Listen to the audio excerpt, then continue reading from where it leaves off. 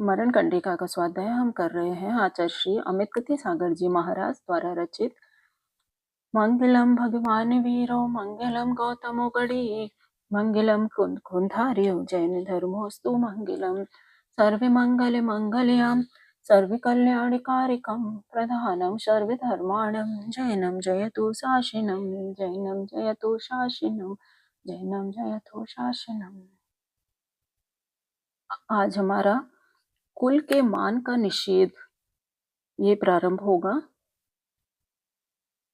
जो व्यक्ति आज उच्च कुल में उत्पन्न हुआ है वह नीच कुल में उत्पन्न हो जाता है, और जो आज नीच कुल में पुनः आगे उच्च कुल को प्राप्त कर लेता है। जीवों के कुल तो पथिक जनों के मार्ग में होने वाले विश्राम स्थल सदृश हुआ करते हैं, अर्थात जैसे पथिक मार्ग में चलते हुए वृक्ष के नीचे विश्राम करता है, फिर उस वृक्ष को छोड़कर दूसरे और उसको भी छोड़कर तीसरे वृक्ष के तले विश्राम करता हुआ आगे आगे गमन कर जाता है, वैसे यह उच्च कुल में जन्म लेकर वहां की आयु पूर्ण कर नीच कुल में जन्म लेता है। अतः मैं उच्च कुलीन हूँ, इस प्रकार कुल अभिमान करना व्यर्थ है। नीच और उच्च कुलों में जन्म लेने से जीव के हानि और वृद्धि नहीं हुआ करती। वह तो सर्व कुलों में समान प्रमाण वाला असंख्यात प्रदेश वाला ही रहता है। यह संसारी प्राणी अनंत अनंत नीच कुलों को और अनंत अनंत उच्च कुलों को प्राप्त करता है, तथा पुनः अनंत उच्च कुलों को पाकर नीच कुलों को भी पाता रहता है। संसार में इस प्रकार उच्च गोत्र कर्म और नीच गोत्र कर्म के उदय अनुसार कुलों का परिवर्तन होता ही रहता है। इसका क्या अभिमान? यदि हमने बहुत बहुत बार उच्च कुलों को पाकर छोड़ा है तो उसमें क्या आश्चर्य और क्या बड़प्पन, और हजारों बार अनेकों बार नीच कुलों को पाकर यदि उन्हें छोड़ ही दिया है तो उसमें क्या दुख है? कुछ भी नहीं। केवल संसारी प्राणियों को संकल्पवश या अभिमानवश की ही उच्च गोत्र मिलने पर प्रीति होती है। कसायों के कारण नीच गोत्र मिलने पर महादुख होता है। भाव यह है कि उच्च कुल मिला तो उसमें सुख नहीं हुआ, किंतु मैं कुलीन हूँ, इस तरह के मन में विचार से हो संकल्पवश खुश होता है। और नीच कुल कोई दुख नहीं देता, किंतु कसाय के कारण दुख होता है। जो उच्चत्व के समान नीचत्व को मन से देखता है, उसको उच्चत्व के समान नीचत्व में भी क्या सुख नहीं होता? अर्थात नीचत्व उच्चत्व को अच्छा या बुरा मानना उस व्यक्ति के संकल्प के अधीन है। बहुत से व्यक्ति नीच कुल में आनंद मानते रहते हैं और बहुत से उसके प्राप्ति में दुख अनुभव करते हैं, तथा अन्य कोई उच्च कुल मिलने में सुख अनुभव करते हैं तो कोई दुख अनुभव करते हैं। यह उस व्यक्ति के संकल्प के कसाय भाव के अनुसार होता है। उच्च कुल को प्राप्त कर जिन दीक्षा लेकर उस कुल की प्राप्ति का लाभ उठाते तो भला है, अन्यथा क्या लाभ? जो मन में नीचत्व के समान उच्चत्व को मानता है, उसको उच्चत्व मिलने पर भी नीचत्व के समान क्या दुख नहीं होता? अतः यह निश्चित है कि उच्चत्व और नीचत्व सुख और दुख का कारण नहीं है, किंतु उच्चत्व और नीचत्व का संकल्प ही उन दोनों का कारण है। यह मान कसाय जीवों को बहुत ही योनियों में नीच गोत्री बनाता है। देखो, लक्ष्मीमती मान के द्वारा बहुत बार नीच योनि को प्राप्त हुई थी। लक्ष्मीमती की कथा। लक्ष्मी के नाम के ग्राम में सोम शर्मा ब्राह्मण की लक्ष्मीमती नाम की अत्यंत रूपवती पत्नी थी। उसको अपने रूप का बड़ा भारी गर्व था। वह सदा ही अपने रूप को संवारने में लगी रहती थी। एक दिन पक्षोपवासी समाधि गुप्त नाम के मुनिराज आहार के लिए आए। आगम में आते हुए देखकर लक्ष्मीमती ने उनकी बहुत निंदा की, गालियां दी और घर का दरवाजा बंद कर दिया। उसे उस समय अपना श्रृंगार करना था। उसने मुनि को आहार देने में व्यवधान पड़ता हुआ इस कारण से तथा मुनि के स्नान रहित शरीर से ग्लानि होने से लक्ष्मीमती ने अपने रूप गर्व के आकार मुनि निंदा का महान पाप कर डाला। मुनि शांत भाव से अन्यत्र चले गए, किंतु मुनि निंदा के पाप से लक्ष्मीमती को 7वें दिन गलित कुष्ठ रोग हो गया। उसे लोगों ने दुर्गंधता के कारण गांव के बाहर निकाल दिया। वहां वेदना सहन नहीं होने से आग में जलकर मरी और गधी हुई। पुनः क्रमशः सुअरी 2 बार कुत्ती हुई, फिर धीवर की दुर्गधा पुत्री हुई। इस पर्याय में उन्हीं समाधि गुप्त मुनिराज द्वारा धर्म श्रवण कर शांत भाव को प्राप्त हुई। इस प्रकार मान कसाई के दोष से लक्ष्मीमती को अनेक भवों में महान कष्ट सहना पड़ा। नीच गोत्री त्रियंचिनी पर्याय को बार बार प्राप्त करना पड़ा। यह लक्ष्मीमती की कथा समाप्त। आगे इस प्रकार अतीत भवों में अनंत बार नीच और उच्च कुल प्राप्त कर चुके हैं। अनंत भवों में उस कुल द्वारा पूजा और अनादर आदि भी मिल चुके हैं। जीव की तो कहीं पर हानि या वृद्धि नहीं हुई है, वह तो असंख्यात प्रदेशी ही रहा है। ऐसा जानकर बुद्धिमान पुरुष द्वारा सौभाग्य और दुर्भाग्य, सुंदरता और विरूपता एवं आज्ञा और अनाज्ञा होने पर भी ना आदर भाव किया जाना चाहिए और ना निंदा भाव किया जाना चाहिए। इस उच्च कुल सौभाग्य आदि के विचार से अभिमान अग्नि के समान सदा ही बढ़ता है, जो कि अभिमान संसार की वृद्धि करने वाला है। किंतु तत्व चिंतन करने पर अर्थात उच्च नीच आदि के परिवर्तनशीलता आदि विषयों पर वास्तविक बोध के साथ तत्व चिंतन किया जाने पर अभिमान तत्काल नष्ट हो जाता है और उससे कसाय शांत होने के कारण संसार का किनारा निकट आ जाता है। उच्चत्व आदि मुझे प्राप्त होवे, ऐसा निदान करने पर भी यदि संसार की वृद्धि होती है, संसार भ्रमण को प्राप्त होता है, तो फिर जो भी व्यक्ति किसी को मारने का निदान करता है, उसका क्या कहना, यह संसार का भागी बनेगा ही। कोई कहे कि गणधर पद आदि की प्रार्थना करना अशोभन क्यों है, इससे तो रत्नत्रय की प्रार्थना करना जैसा ही होता है। अब इसका उत्तर देते हैं। आचार्य गणधर आदि का निदान करने पर भी वे पद इस निदान करने वाले भव में तो प्राप्त होते नहीं, कदाचित उसकी प्राप्ति हो भी जाए तो मान कसाई के कारण यातना होती है। असाय यह है कि आचार्य मध्व आदि का निदान करने पर भी उसी भव में वह पद मिलता नहीं। कदाचित बहुत उच्च कोटि का संयम पालन करने पर किसी एक को उक्त पद मिले तो मान कसाई के दोष से उसको मुक्ति लाभ नहीं होता।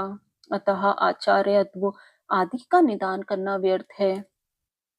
इस प्रकार प्रशस्त और अप्रशस्त दोनों निदान वर्जनीय है, ऐसा बतलाकर भोग निदान भोग निदान की निंदा करते हैं। ये संसार के विषय भोग, सुंदर सुंदर भोजन, सुंदर कामिनी, धन इत्यादि आदि सब ही भोग सामग्री केवल सेवन करते समय मधुर लगती है, किंतु उदय काल में उत्पन्न दुखदायी होती है। जैसे किंपाक फल खाते समय मधुर लगता है, किंतु विपाक में प्राण घातक होता है, वैसे ही भोग भोगते समय अच्छे लगते हैं, किंतु भोग करते समय जो पाप बंध हुआ था, उस कर्म का उदय आने पर महान दुख उठाना पड़ता है।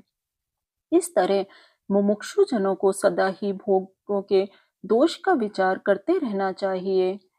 निदान करने पर चारित्र भोग के लिए ही रह जाता है। जैसे कर्म कर नौकरी की क्रियाएं केवल धन के लिए हुआ करती हैं, अर्थात मुनि चारित्र पालन करता है किंतु निदान युक्त है तो उसका चारित्र केवल भोग प्राप्ति करा सकता है, कर्म निर्जरा नहीं। निदान युक्त ब्रह्मचर्य आदि तप करना तो अब्रह्मचर्य के लिए कहा जाएगा। जिस प्रकार की एक बकरे को दूसरे बकरे से पीछे हटाना बकरे को मारने के लिए ही होता है, किंतु उसी प्रकार निदान युक्त ब्रह्मचर्य आदि को पालन करके विषयों से हटना ब्रह्मचर्य के घात के लिए माना जाएगा। क्योंकि निदान से भोग प्राप्ति होगी, उससे अभ्रम्य सेवन ही करेगा। यहाँ तक कि भोग सामग्री स्त्री धन आदि निदान द्वारा प्राप्त होती है, वह प्रायः छूटती नहीं।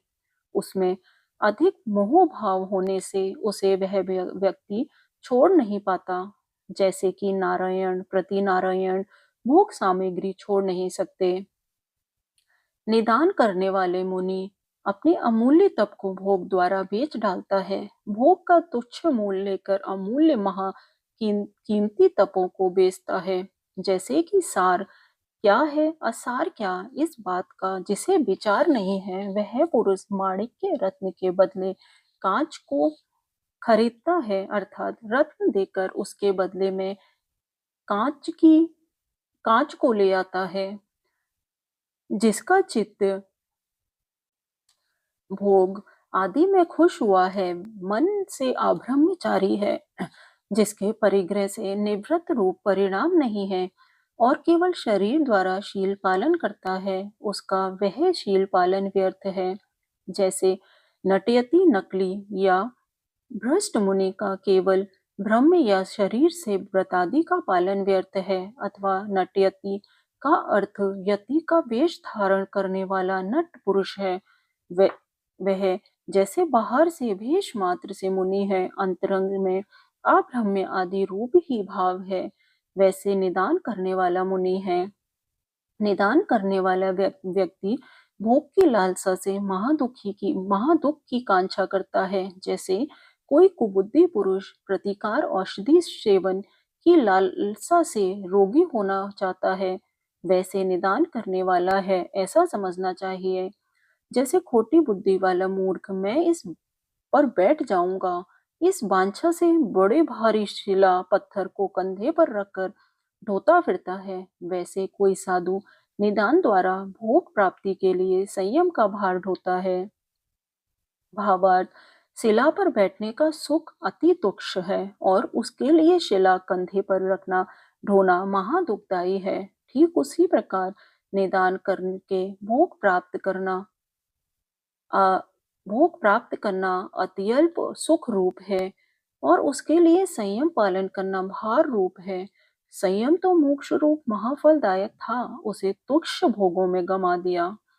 इस जीवन को भोग से होने वाले जो सुख हैं और भोग के नष्ट हो जाने पर जो दुख होता है, इन दोनों को यदि मापा जाए या इनकी तुलना की जाए तो भोग नाश से उत्पन्न दुख उक्त सुख से अधिकतम पाया जाएगा। अर्थात भोजन सुख अति अल्प है और भोगों के नष्ट होने पर जो दुख होता है वह बहुत अधिक है।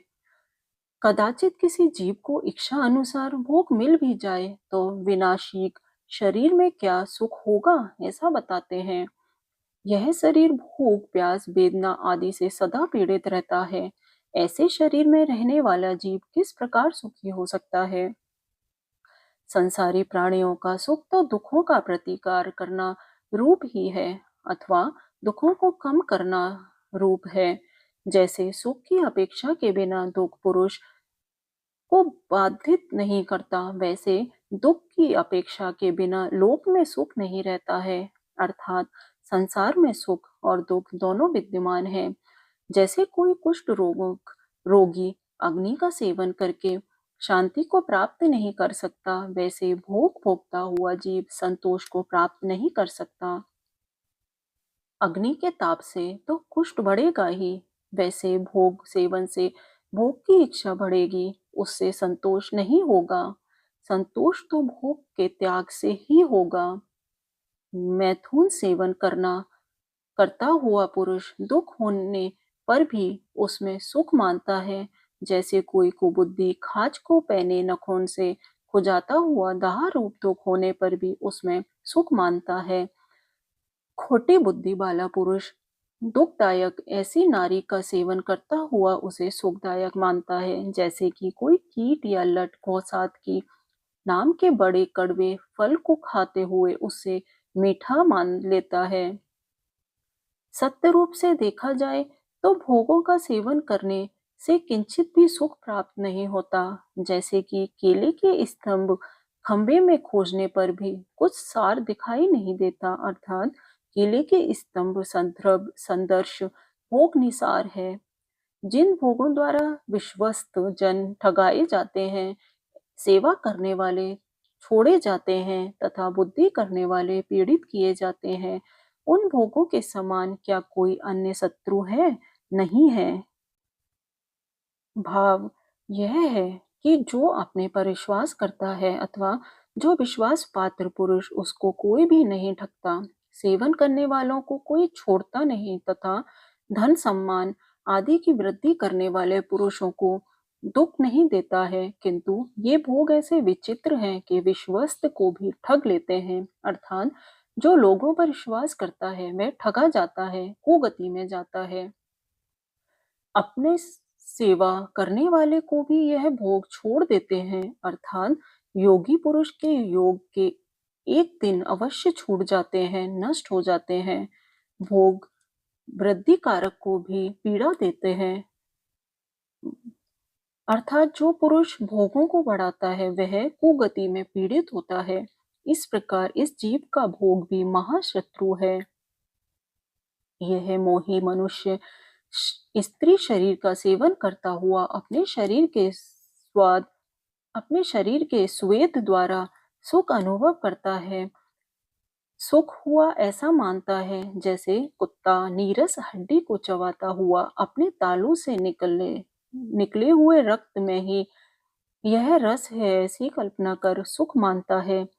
नारी के साथ भोग करने वाला पुरुष बालक के समान नग्न अवस्था शब्द करता हुआ, अव्यक्त बोलता हुआ, जोर जोर से श्वास लेने के कारण आकुलित किस प्रकार की रति को पाता है, बड़ा आश्चर्य है। शब्द करती हुई भार से आक्रांत दीन ऐसी ओटिनी के समान व्याकुल हुई स्त्री का सेवन करता हुआ मूढ़ पुरुष क्या सुख पाता है? स्त्री आदि संबंधी भोग सर्प के समान अतिशय भयंकर हैं, कुटिल स्वभाव वाले हैं, अर्थात सर्प भयावह डरावना होता है और कुटिल टेढ़ी चाल चलता है। भोग परलोक में दुख कारक होने से भयावह है, कसाय मायाचार आदि से युक्त होने से कुटिल स्वभावी है। सर्प रंध इस संस्था बिल में रहते हैं, भोग योनि रूपी बिल में रहते हैं, जो स्मरण में आने पर भी दुख उत्पन्न करते हैं। वे भोग सेवित किए गए किसके शांति के लिए हो सकते हैं? किसी के भी नहीं। जो सुख को दिखाकर दुख देते हैं, विश्वास को उत्पन्न करा के ठग लेते हैं, परिचर्या किए जाने पर पीड़ा पहुंचाते हैं, वे भोग सचमुच में बड़े भारी शत्रु ही हैं, ऐसा समझना चाहिए। भावार्थ, बैरी या शत्रु का स्वभाव होता है कि वे सुख को देंगे ऐसा दिखाते हैं, किंतु देते दुख ही हैं।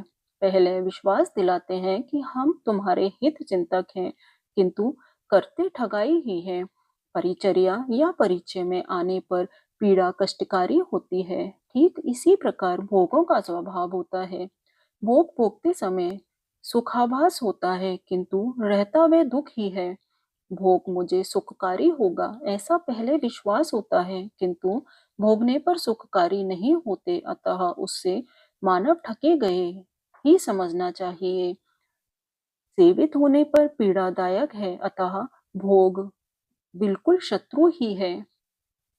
कामी पुरुषों द्वारा भोग भोगने पर सुख दिखाई देता है, किंतु वह वास्तविक सुख नहीं है। जैसे प्यासे हिरणों द्वारा मृग तृष्णा में पानी दिखाई देता है, किंतु वह वास्तविक जल नहीं है। शमशान में व्याघ्र प्रेत का भक्षण कर क्या तृप्ति का अनुभव नहीं करता? करता ही है। वैसे जिसकी बुद्धि नष्ट हुई है, ऐसा कामी पुरुष सड़े हुए के समान स्त्री के कलेवर के स्पर्श होने पर सुख अनुभव, मेरे को सुख हो रहा है ऐसा समझता है। जैसे कोई पथिक है और दोपहर के सूर्य द्वारा संतप्त हुआ वेग से दृढ़ता दौड़ता जा रहा है, उसको मार्ग में वृक्ष की छाया बीच बीच में आती है, उसको लागने में किंचित धूप की कमी होने से सुख प्रतीत होता है, उसको जितना छाया संबंधी सुख है उतना भोग सेवन में सुख होता है। अथवा नदी प्रवाह द्वारा बहते जा रहे व्यक्ति का कदाचित पैर के अंगूठे का जमीन में स्पर्श हो जाने पर आशा संबंधी जितना सुख होता है, जमीन का स्पर्श हो गया है, अब मैं प्रवाह से निकल जाऊंगा, इस तरह की आशा का सुख उतना भोगी संबंधी सुख है, ऐसा स्पष्ट रूप से समझना चाहिए। आगे का स्वाध्याय कल करेंगे, कल इसी को आगे कंटिन्यू करेंगे। जा वाणी के ज्ञान से सुझलो का लोग, जो वाणी मस्तक धरो सदा दे तो रोग है, जिन वाणी भारती तो ही जपू दिन रैन, जो तेरी शरण गए सो पावे सुख चैन, जो तेरी शरण गए सो पावे सुख चैन। नौवा नमोकार मंत्र।